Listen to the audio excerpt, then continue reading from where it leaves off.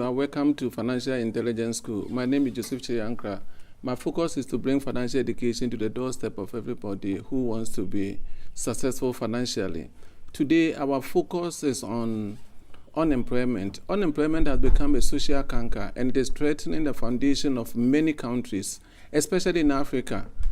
You want to know if promises that various governments have given us that they are going to provide us employment is a reality or just a political talk.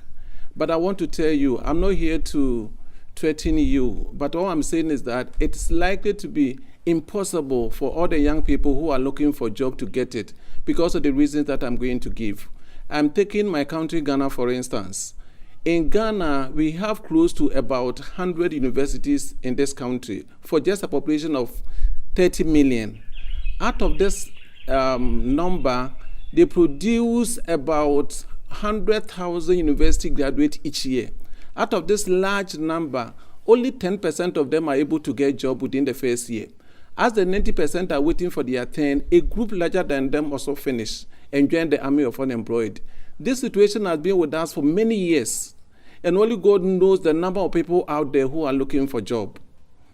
So on the basis of this, the young people should take their destiny into their own hands by not listening to political campaigns because it is difficult to get a job because of the large number of people who have completed universities. Number two, in every country, government is the major employer. Unfortunately, the government in various countries, especially Ghana, is saddled with so many challenges that it is unable to provide jobs for the young people who need job urgently. Take Ghana, for instance. In 2018, the total tax revenue was 38 billion. Out of this 38 billion, 19.5 billion was used as a compensation for workers. And then close to 15 billion was also used to pay interest on loans that government has contracted. If you put those two major expenditure alone, it's taking almost 91% of the total tax revenue. Let me remind you that government is not there only to pay interest and pay workers. There are other important things that government has to do. So, assuming in all this, while government had just employed just 700,000 people of Ghanaians, if government were to employ just additional 200,000, almost all the tax revenue will be gone. So the question that I'm asking you is that those who are looking for a job, assuming you are advisor to government of Ghana, will you advise him to employ more people? The answer is big no. Then why are you putting your expectation that by hook or crook government should get you a job? It is difficult. They will say that is their wish, but it will be difficult for this wish to see the light of the day. Another point that we need to consider is that we say that private sector is the engine of growth. Unfortunately, private sectors in Africa, and especially in Ghana, is saddled with so many challenges, such that it's unable to expand to employ the youth who need job. For instance, if you come to Ghana, for instance, if you are taking a loan, it's about, they pay interest rate of about 30%, 25%. And so if you are paying such an exorbitant interest rate, it will be difficult for you to get enough money to expand your business and employ more people. Another thing is that in Africa, many people have developed taste for foreign products. So we are creating job for other people while we are struggling to get job here. So if we can change our taste and love goods that are produced in Ghana, then the private sector can expand and employ the youth who are yearning for job. Another reason why it will be difficult, if not impossible, for people to get job is technology. Technology is disrupting all industries, and it will be difficult to know businesses that can exist in many years to come. The first people who have been affected by technology is the banking industry. I can predict that between the next 10 to 15 years, there will be no banking halls. Today, money has become digital, and the paper money is losing its relevance. Many banks are no longer opening branches. For instance, in Ghana, in 2017, EcoBank reduced the branches significantly, and 181 people lost their jobs. Today, many people prefer to use robots to do work instead of so.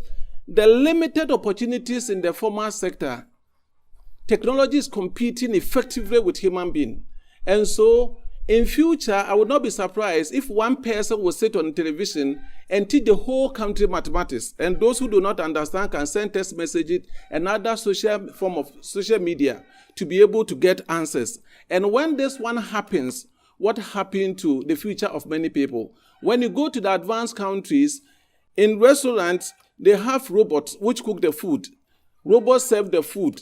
The dishwashing machine and all those things are machines. So a restaurant which is supposed to employ about 1,000 people will end up just employing about 100 or 50 people to supervise.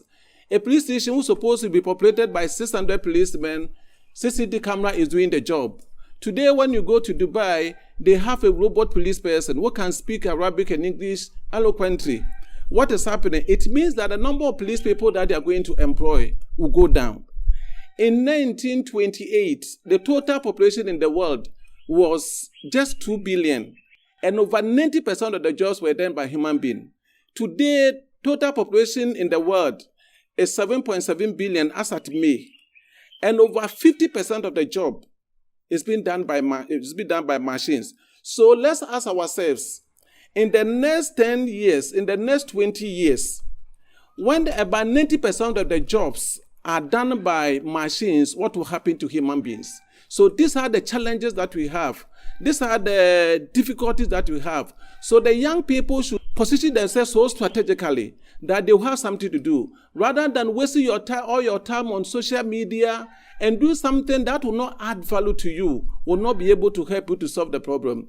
It's a real problem, it's a social canker, and it is not only one pet. We cannot leave it to government alone to solve it. All the stakeholders must come together. Parents have to come together.